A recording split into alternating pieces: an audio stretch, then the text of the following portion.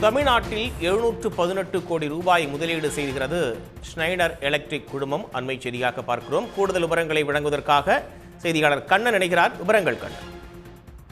தமிழ்நாடு முதலமைச்சர் மு.க.ஸ்டாலின் தலைமையில் சென்னை தலைமைச் செயலகத்தில் ஸ்னைடர் எலக்ட்ரிக் குழுமம் 718 கோடி ரூபாய் முதலீட்டில் 663 நபர்களுக்கு வேலை வாய்ப்பு வகையில் புரிந்துணர்வு ஒப்பந்தமானது மேற்கொள்ளப்பட்டுள்ளது.